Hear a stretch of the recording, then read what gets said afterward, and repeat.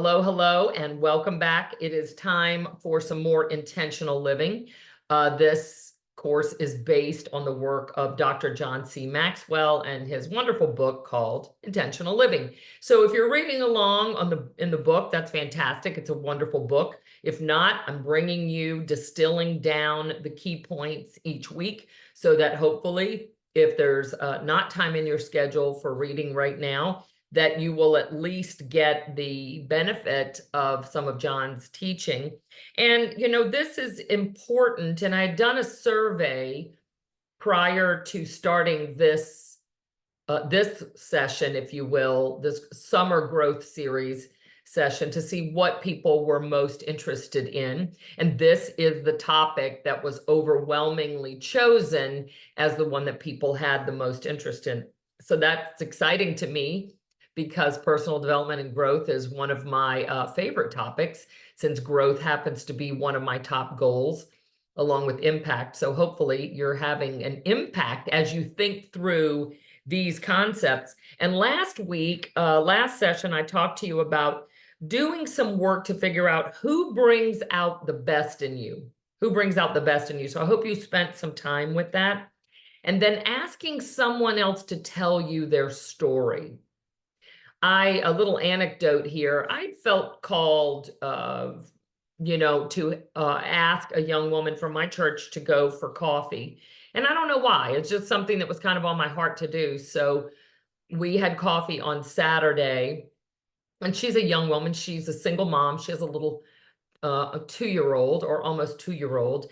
And so I just asked her to share her story. And lo and behold, we have the same story. And so it was an encouragement to me to see someone so young already getting it, because I wasn't getting it when I was her age. And I think it was an encouragement to her to see that despite us having the same story of some trauma and abuse, that, I'm almost 40 years older than her, that you can go on and build a wonderful life and find someone who will love you and love your child, and you can have a family and all those things. So it was really interesting that just me asking this young woman to share her story was an encouragement to both of us. So ask someone to share their story. You never know what you might learn. Step into someone else's shoes. So instead of always looking to reap, and share your wins with other people. So that was some of your homework. I hope that you took some time to do that. And if not, if you missed last week's session, you can go back and watch it. It is in the Mighty Network, and you can get a little more information about that. So this session is called Add Value to Others from Your Sweet Spot. From your sweet spot. We're going to talk about that today. John Maxwell says the true measure of success is succession. So if you're a solopreneur out there, and you don't have necessarily a team of folks that you're leading, then I would suggest, and look, maybe that's not in the cards for you. Maybe you're not a leader in a business setting, a corporate setting, an institutional setting. And I get that. Maybe that's not your calling either. But there's someone in your life, whether it's your kid, more than one of your kids, a friend, another family member, that you can impart some of your value to add value to them. And it's all about, as we've been talking about, equipping people and then empowering them. One without the other doesn't work, right? Let's say you're leading a team. You can equip them, but if you don't empower them, you're not leading them, right? You're teaching them how to do something, but you're not giving them you're not empowering them to go do it. So you've got to micromanage them. If you're empowering them, but not equipping them, oops, don't be surprised if they don't screw up, because you didn't teach them what you wanted them to do, but then you empowered them to go out and do it. So I'm just going to ask you a lot of questions today, and I hope that you have something to take notes on and with, so you can sort of start to think through some of these things, like what are your unique gifts and talents? We're going to talk about that. And so I want to start with this question. when it comes to helping others or adding value to others, now this, could be in business, this could be in your personal life. But when it comes to helping other people or adding value to other people, do you find that you are reactive or proactive? In other words, do you wait until someone asks for help or it's very clear that they need help before you step up? Or are you looking for opportunities to add value to others? If you're in business for yourself, are you looking to add value to the people on your team? And by team, look, a lot of the folks in these sessions are going to be real estate professionals, because that's an area where I have some specialization. It could be your customers, it could be your the vendors, the people that you do business with, mortgage lenders and title agents and home inspectors, those kinds of people. It could be, if you're in a corporate or business environment, could be the people on your team, co-workers, colleagues, even the people that you report to. It could be your family members. It could be your close friends. It could be your neighbors. Do you find, this is not about condemnation here, it's just about being curious. Do you find that you are, you're happy to help if someone needs it? You're happy to help if someone asks? Or are you going out of your way looking like, who can I add value to today? And so in the book, John Maxwell is close friends with a woman named Diana Kokoska. If you're on this session and you're familiar at all with Keller Williams Realty, then you might know the name.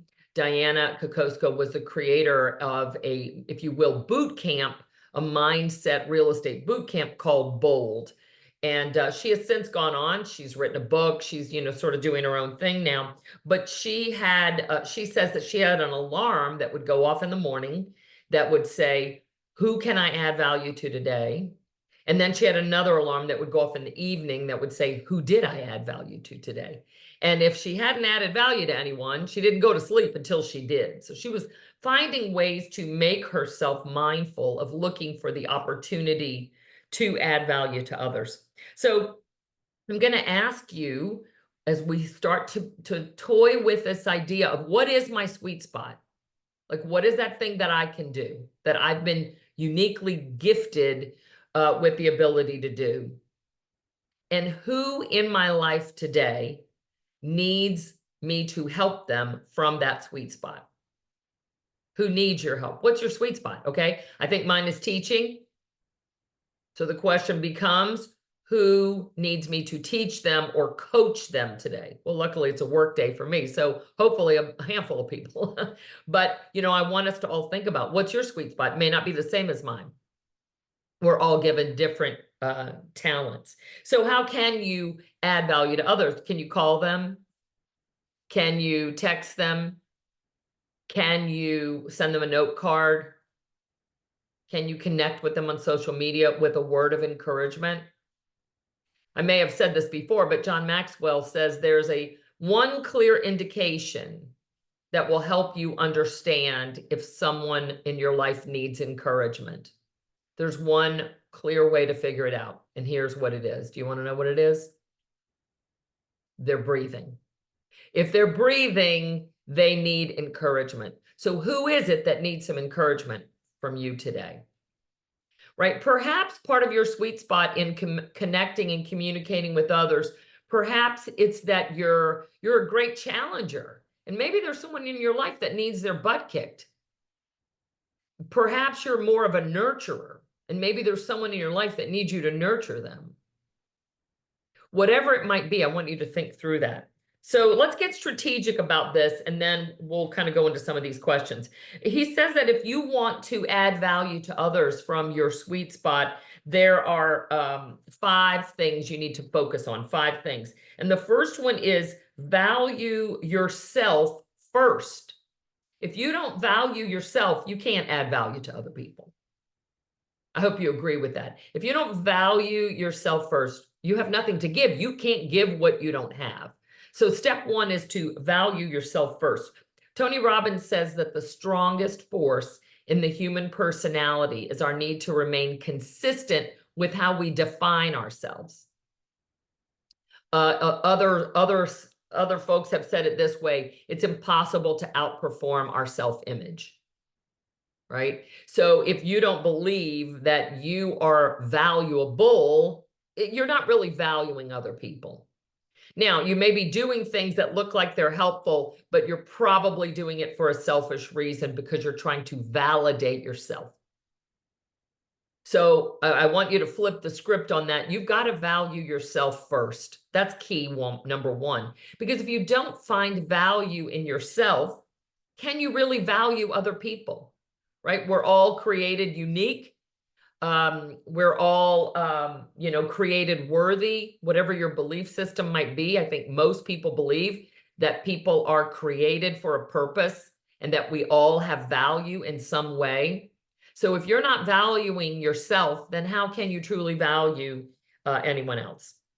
Brian Tracy says, Brian Tracy, you may know that name. Brian Tracy has written a number of books. One of them was called Eat That Frog.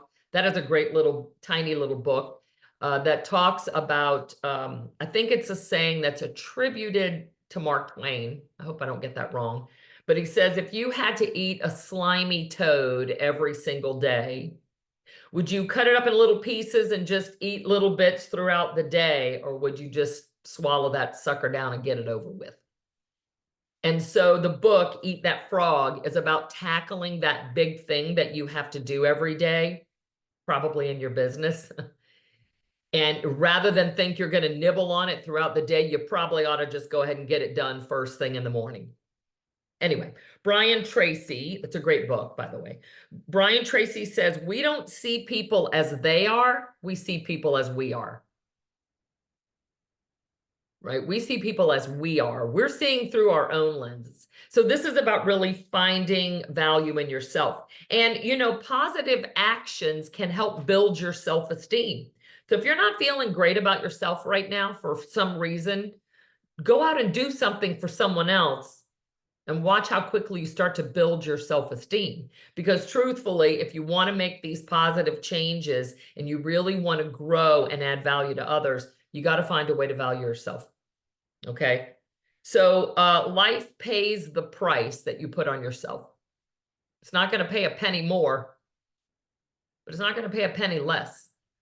So if you believe that you have value, then that's the value that life is going to pay. Okay, so this is about really doing whatever it takes to build your own self-esteem so that you can add value to others. Step 2 is to value other people, right? Valuing other people. And so the question is very simple. Do you value other people? Do you put limitations on those that you value? I'm guilty of this. I'm very guilty of this. I guess it's human nature. I want to, pick and choose the people that I value.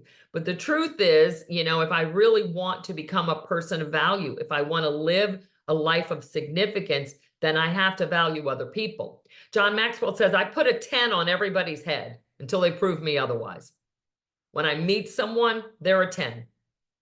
Now, they may show over time that they don't live up to that, but at least we're going to go in assuming that everyone's a 10.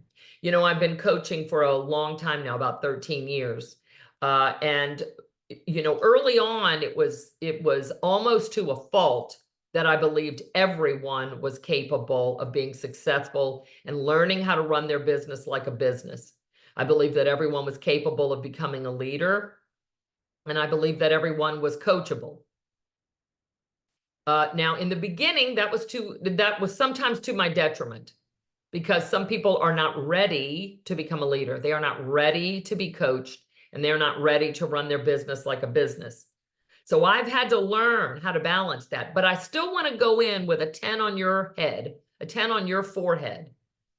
But I can tell much quicker now, at least in a 60-minute conversation, whether or not you're ready to go to that next level.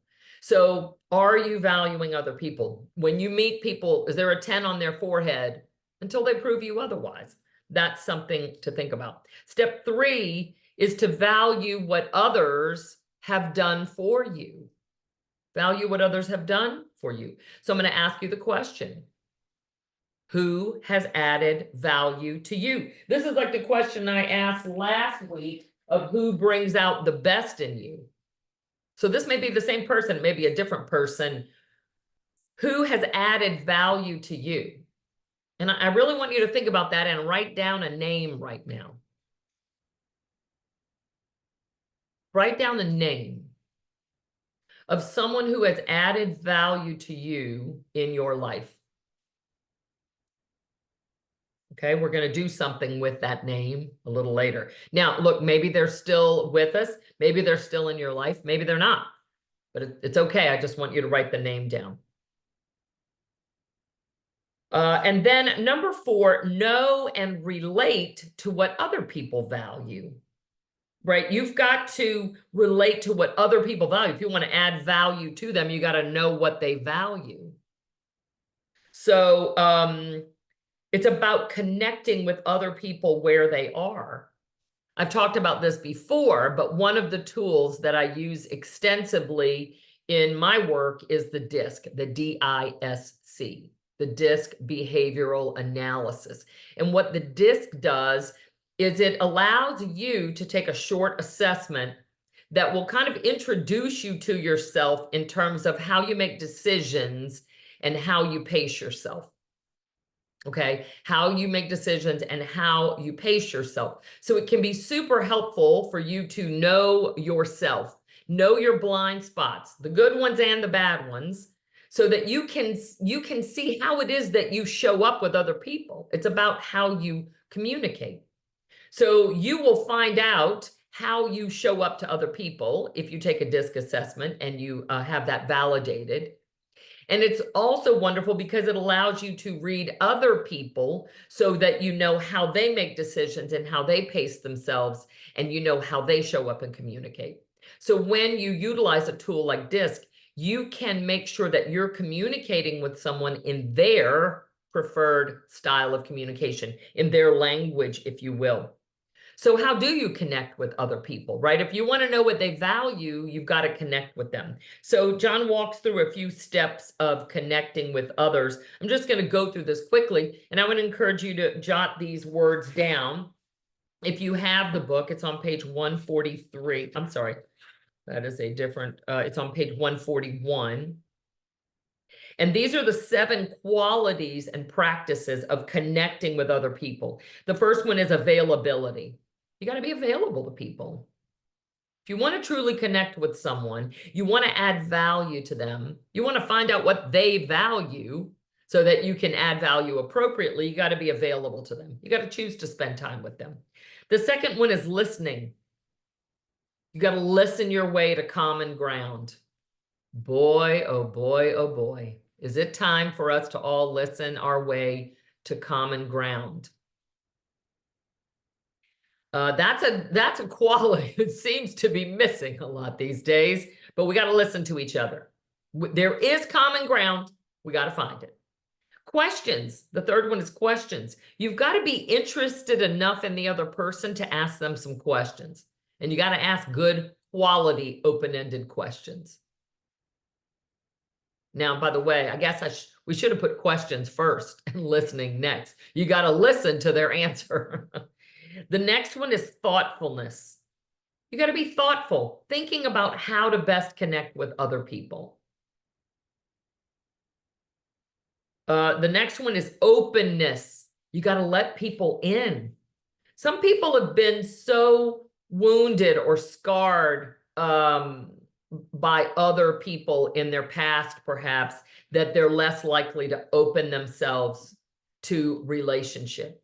In other words, maybe one person, or maybe a family of origin, or maybe people that you've been in business with in the past caused some real pain in your life. And it can feel like, look, I don't want to open myself up to that again. But we have to be open to allow people into our lives if we truly want to connect with them.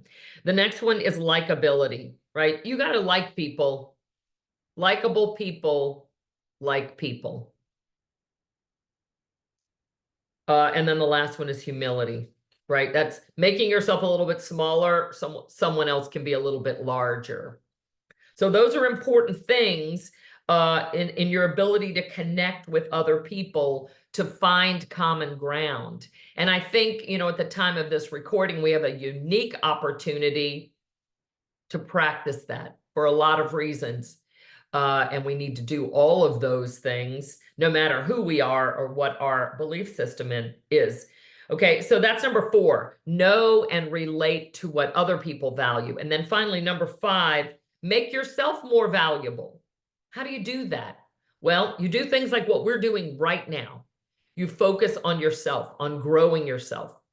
You attend classes, you read books, you listen to podcasts, you get coaching, you do all of the things that together are going to make you more valuable, because there is a lid on your potential. And the only way to lift that lid is to grow, right? We all have a lid on our potential. And the only way to lift the lid is to continue to grow to higher and higher levels.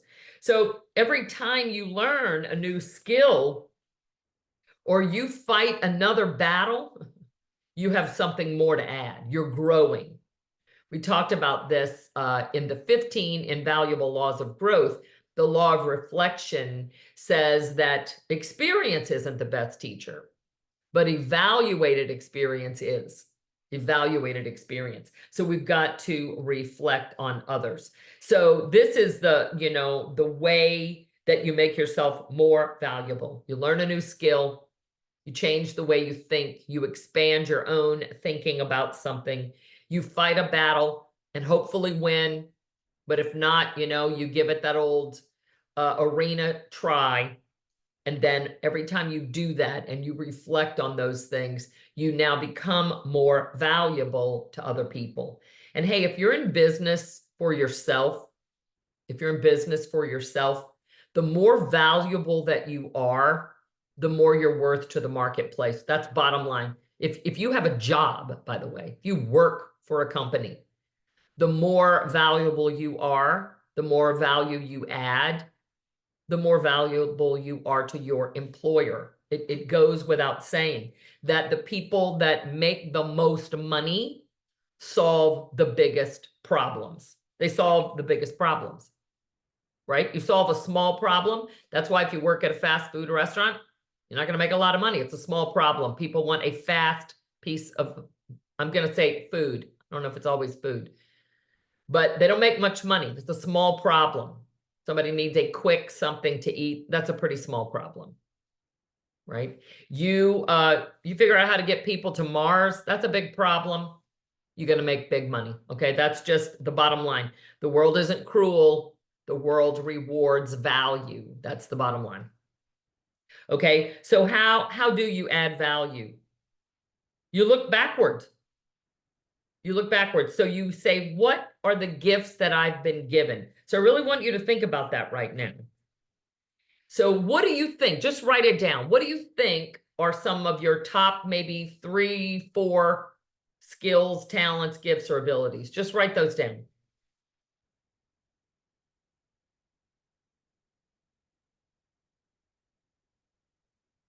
We all have different things.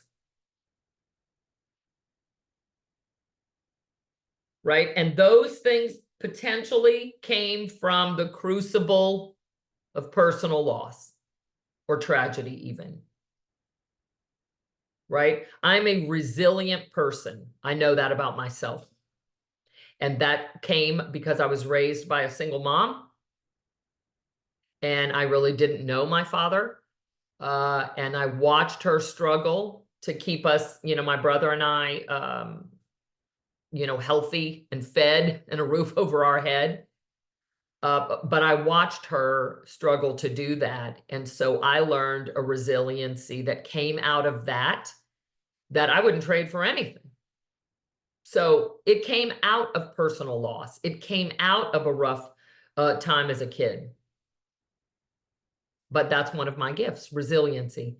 So as a coach, you know, I'm able to continue to push people towards their own levels of success because I don't quit and I don't want other people to quit. And I don't want to work with people who quit. right? I want to work with people who are resilient. So that's a gift that I can use. So that's looking backward. What have you been given? Right? What accomplishments, resources, experiences can you draw on? So write those down, write those few things down. Now, I'm going to ask you a secondary question to that, and that's this one. If you could have any one talent, skill, or ability that you don't have, what would it be?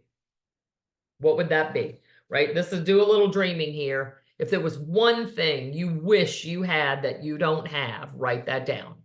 Because you can get it. You don't necessarily have to get it the hard way if you're intentional about it. What's the one thing you wish you had that you don't believe you currently possess? And why? Why is that important to you?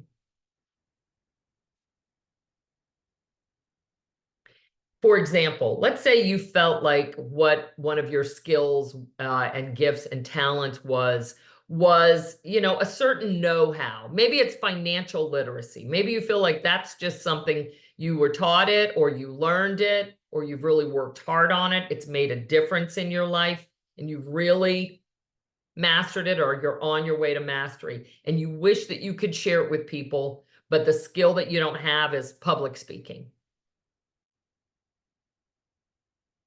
And it might be important for you to do that because you'd like for the people in your world to not maybe, struggle the way that you did. That now that's something that you've learned enough about that you'd like to be able to share that with other people, but you feel like you're afraid to get up and speak in front of a group.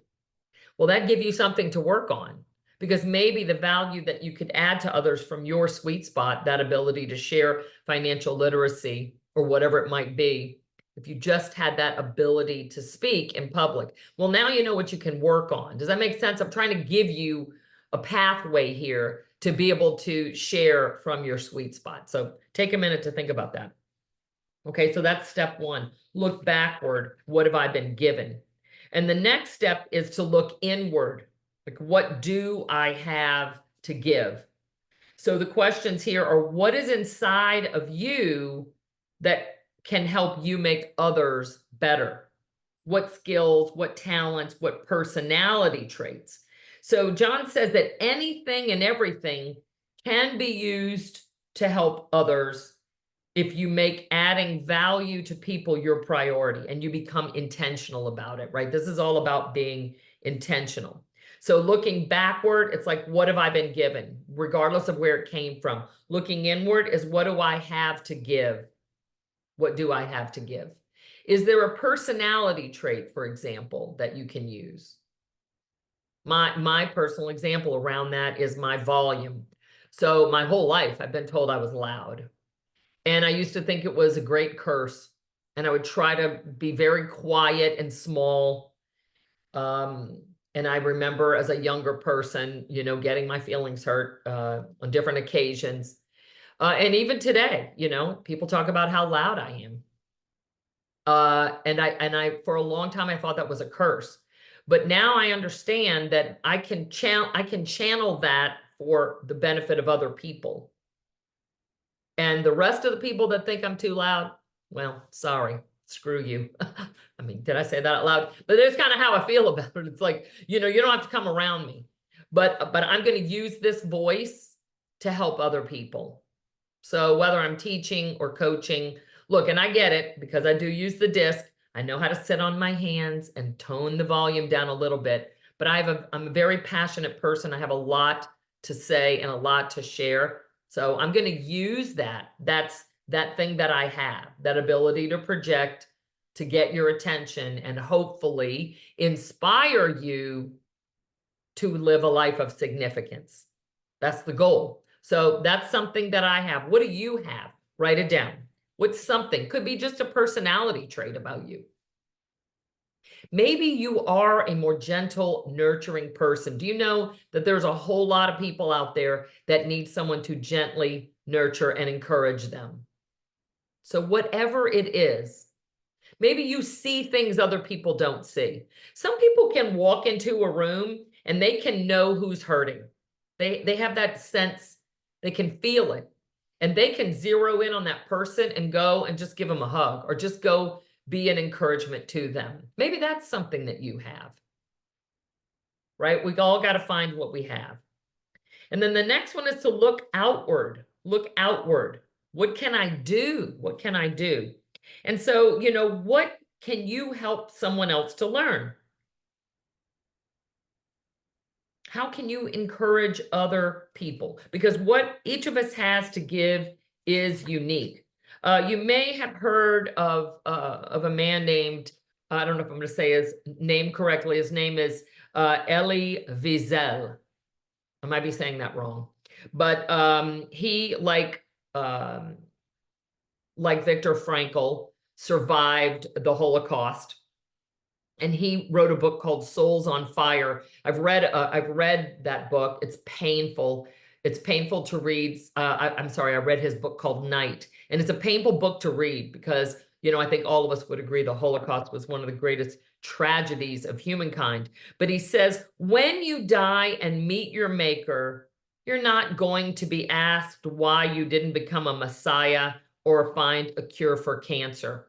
All you're going to be asked is, why didn't you become you? Why didn't you become all that you are?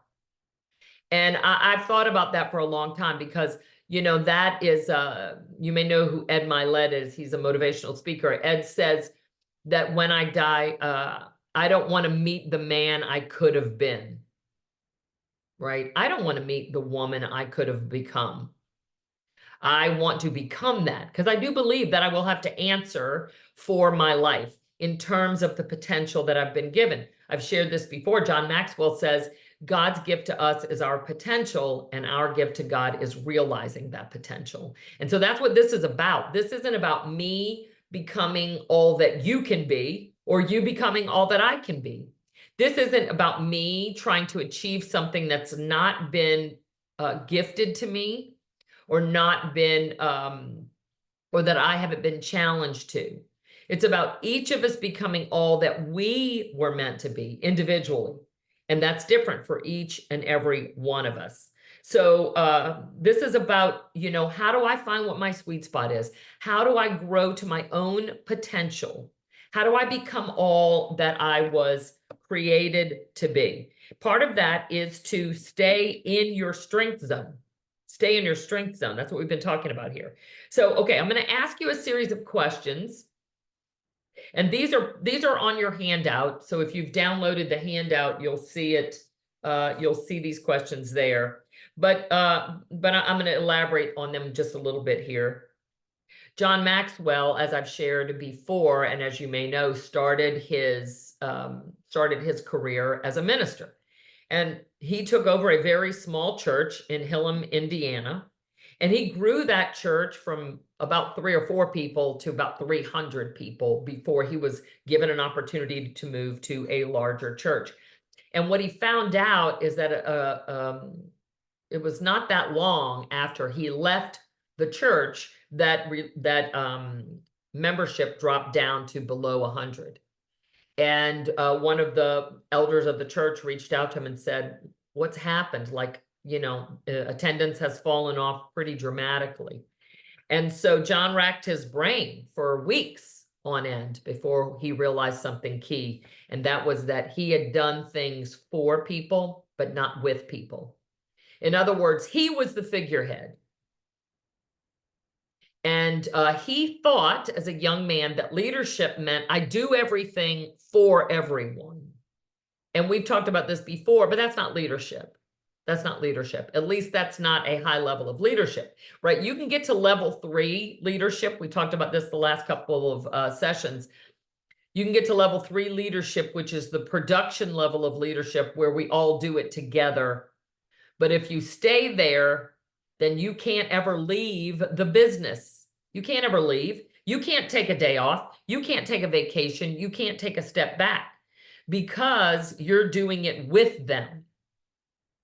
So you've got to move to that level where you're teaching them to do it. This is about equipping and empowering them. And so what John realized is that he was not equipping and empowering his people. And so That's one of your keys to change. Whoever and however you're helping someone. It's finding a way to equip and empower other people. So I want you to think about this. Who's the most talented person you've ever seen in action? Who's the most talented person you've ever seen in action? It could be an athlete, a musician, an actor, a business person, anybody.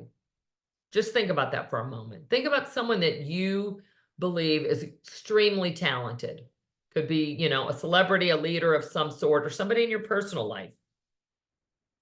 Think about that person. And then when you get that person in your mind, I'm going to ask you this question. What did watching him or her make you think and feel? What did watching them make you think and feel? So I'm going to stick with the John Maxwell example for a moment here. And John Maxwell has an incredible gift for speaking. So as a matter of fact, someone just the other day told me, you know, I read that 21 Invaluable Laws of Growth book. I found it boring. I thought it was boring. And I said, can you say more about that? And they said, well, the concepts were really good, but I thought that the book was a little bit drawn out. So as I asked more questions, what I realized was that this person is a high D on the disc, which means they want bottom line. By the way, this is only about 3% of all people. They want bottom line, bullet points. Just give me just the facts. And so the more I asked them, the more I realized and they realized that John tells a lot of stories. He's a storyteller, and they didn't want the stories. So I was like, oh, so the key here is that you wanted the concepts, you just wanted the 21 laws. You didn't want the elaboration, you didn't want the stories. Well, I think one of John's gifts is storytelling. And let's face it, we learn best through stories. Jesus taught through stories, the Bible's filled with stories. You taught your kids through stories. Remember Hansel and Gretel? Like, you think about the Grimm's fairy tales, like these are the most horrific stories ever. But like Hansel and Gretel, the lesson was don't wander off and take candy from strangers. Or they might, you know, cook you in the oven and eat you. Like, it was pretty terrifying, but it was a story. It worked, right? If that's what you taught your kids, it probably worked. Now, maybe it terrified them and traumatized them, but let's face it, we learn through stories. And so I think John, if you had ever heard him speak, if you ever heard John Maxwell speak, you would be like this. Because he is such an incredible storyteller that he has a way to draw people in and teach these lessons that you don't even realize you're learning. So the way that I feel when I'm in the presence of John Maxwell, plus he's like your grandpa, you know, he's just like a kindly guy. Now, he's funny. He's got a pretty wicked sense of humor. He will make you laugh, but he's very kind, and he immediately draws you in. He knows how to tell a story that shows his own failings so that your armor is down and you're able to listen. It's just incredible to listen to John Maxwell speak. So if you ever get the opportunity or you see a video of him or something, listen to him speak, because you'll laugh, you'll be drawn in, and you'll learn something valuable about yourself. So I think for me, John is one of the greatest teachers. You guys also know that Tony Robbins, you know, he's one of the loves of my life as well. Tony has a completely different style from John, but he is also incredibly talented, and he has the way to punch you square in the face with an opportunity for you to change and become more. And you're like, thank you, sir, may I have another? You know, you want it. Tony also teaches through stories. So when I listen to Tony, the way that I feel is really drawn in with a real gut desire to, by any means necessary, become a better version of myself. Two completely different styles, very similar message. They make me think and feel differently, but they get me to the same place. My point is that whatever your sweet spot is, you need to lead from there. You can't be John Maxwell. He's already taken. You can't be Tony Robbins. He's already taken. So whoever it is for you, Ed Mylett, Brene Brown, Grant Cardone, Gary Vaynerchuk, Mel Robbins, all of the great people out there right now that are really going out and adding value to people in the personal development space, they all have a different style. For you, it could be an athlete. It could be an artist. It could be a musician. I don't know who that is, but I want you to think, because when people add value to others from their sweet spot, they make a difference. I've seen, I think Johnny Depp's a great actor. Okay, he's a strange guy, but but I love Johnny Depp. But if you've ever seen him on a talk show, he is the most awkward person. He doesn't make eye contact well. He's very shy. He shouldn't become a motivational speaker. Probably not going to work for him. His sweet spot is acting. When he does that, he does it well. So who is it for you? What does it make you think? How does it make you feel? When we think about other people living and adding value from their sweet spot, it can inspire us to really embrace our own. It's all different. All right. As the saying goes, be yourself, everyone else is taken. Be yourself, everyone else is taken. Okay. So this next question I want you to think about this week is, what can you do that resonates so deeply in your soul that when you do it, you know your life is significant? And this is not hyperbole, guys. What is something that when you do it, you know it deep down in your soul that you're significant? Remember, anyone can be successful. You can grind and work and struggle and climb your way to success, but it takes someone special to become significant. And once you taste significance, success will never again satisfy. So what is it? It doesn't have to be something grand, earth-shattering, but what is it that when you do it, you know deep down in your soul that you're living a life of significance? What is that? What is that? That's a real clue as to what you should be doing more of. It's a real clue as to what your ability to add value to others from your sweet spot might be. What is it? Okay, write something down. I should see some pens moving.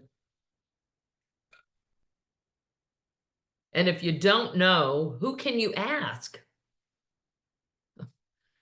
I'm just saying, who can you ask?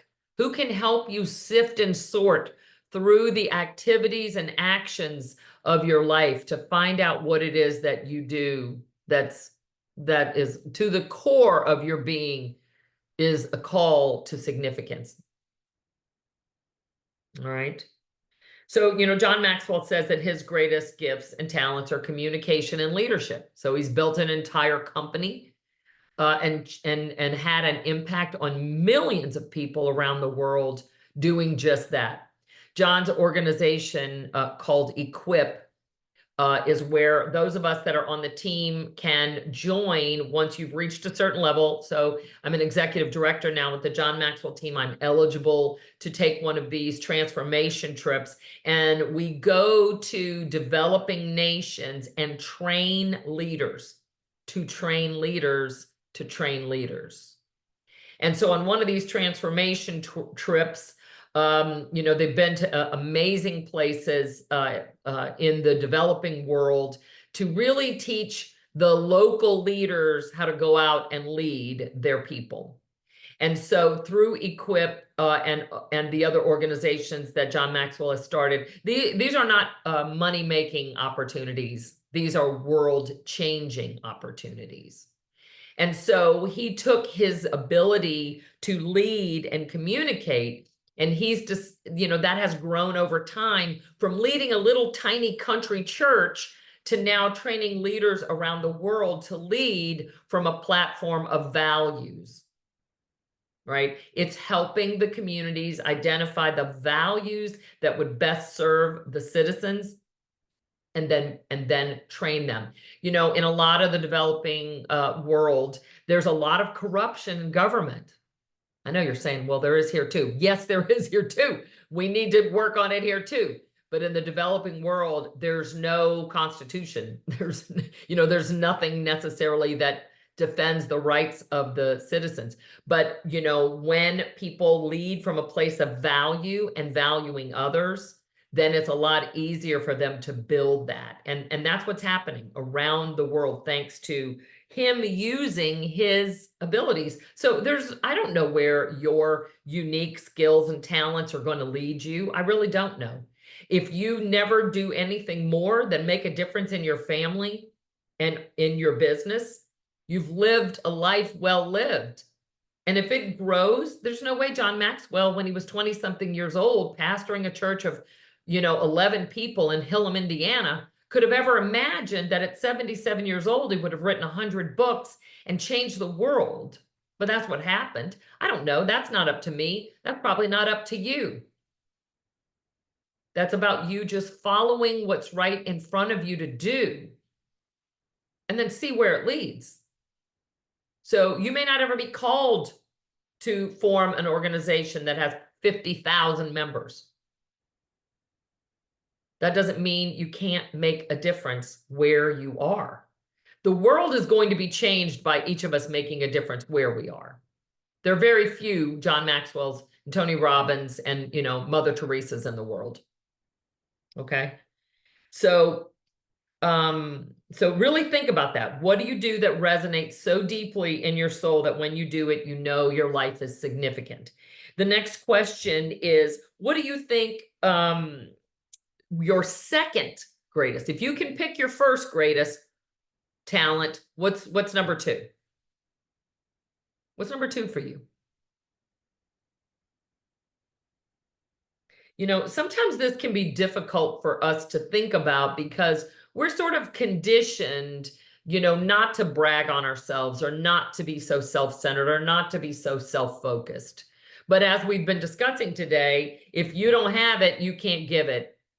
And how do you know you have it unless you think about it, unless you grow it, unless you focus on it, right? So that's what valuing others from your sweet spot is all about. So it's figuring out what is the top one, what's the second, maybe what's the third? What is this unique combination of skills and talents that you have that you can use to add value to others? And then remember, I asked you earlier, what's the one thing you wish you had that you don't have? Make sure that's written down, because part of your homework is going to be doing some exploration about how could I learn to do that? One of the arms, if you will, of the John Maxwell organization is our speakers training and certification. So there are people that join our organization because they believe they have something to offer, but they're petrified to stand up in front of others and speak. And so they want to learn how to become a certified speaker. And so there's a ton of training around what that looks like.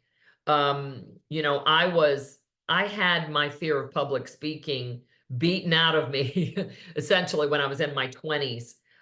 When my boss told me, instead of one-on-one training all these new bank tellers that come in, we're building a classroom and you're going to teach them all at once. And I said, that ain't going to happen. I cannot speak in front of other people. And they said, well, that's going to be your job. So take it, or you can pack your things up and go. And it seemed very cruel at the time, but they saw something in me I didn't see in myself. And so for about 3 weeks, I stood up in front of that group of teller trainees and I did this. I weaved back and forth and I wrung my hands and I said a lot of ums and ahs, and it was terrifying. And then finally, after about 3 weeks, I woke up one morning, I looked in the mirror in the bathroom and I said, what is wrong with me? Like, I'm never going to be able to do this. And it was like a voice said, your problem is you think this is about you. And the reason they've asked you to do this is because they know you can teach them. So if you just make it about them and stop worrying about you, you'll do this. I've never had a moment of stage fright since then. So it's gone. I worked on that. Now it came out of necessity, but let's say that's something you wanted to learn to work on. There's so much training, whether you join the Toastmasters or you join us or you do any of those things, there's a way to make that happen for you. So whatever it is, what's that thing you wish you had? I don't know what it is for you. write it down, because there's a resource somewhere, and I'll help you find it. Right? And then how can you use that, you know? Who's someone you can add value to right now? Who's someone you can add value to right now? And I want you to write that person's name down, and I want you to think about what it is that you have to add, and then find a way to add value to that person this week somehow. I don't care if you call them, send them an encouraging text, write them a note, send them an email, have coffee with them, share something with them, help them with something. Do it now. When I asked Ashley for to go to coffee with me on Saturday, I had no idea that I would be able to be an encouragement to her. I wanted to encourage her. I didn't know how. I didn't know what that would look like. I just went with what my heart was telling me to do, which was sit down with that girl and buy her a cup of coffee.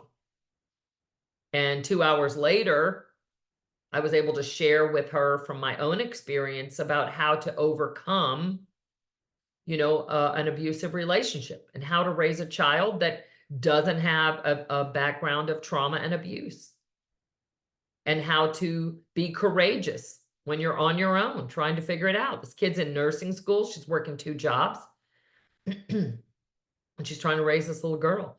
So I was able to help her. That's, you know, I just wanted to encourage her. Well, I got to do 2. I got to encourage her and help her. So I want you to make the time this week to add value to others from your sweet spot. And you got to figure out what that is and who that is, right? So I want you to be thinking about that. Who could benefit most from spending some time or hearing from you this week? And remember kind of what we started off talking about. If you want to have more self-esteem, you got to go help other people. You got to value yourself. You got to identify what it is that you have. You got to give it to someone else. It's a virtuous cycle. The more that you add value to others, the more your own self-worth is going to grow. Tony talks about this a lot. Tony Robbins talks about this a lot, that the quickest way out of suffering is to do something for someone else. So if you're suffering right now in any way, if you're struggling, if you're confused, if you're overwhelmed, if you're frustrated, if you're sad, if you're lonely, I don't know what it is.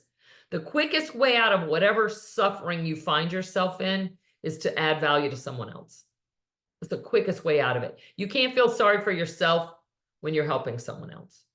You can't stay pissed off when you're helping someone else. You know, you can't feel ungrateful when you're helping someone else. So I hope that this is helpful. I'm going to open the lines here to see if anybody's got anything to add, and I'm going to go ahead and stop this recording so you don't even have to be recorded.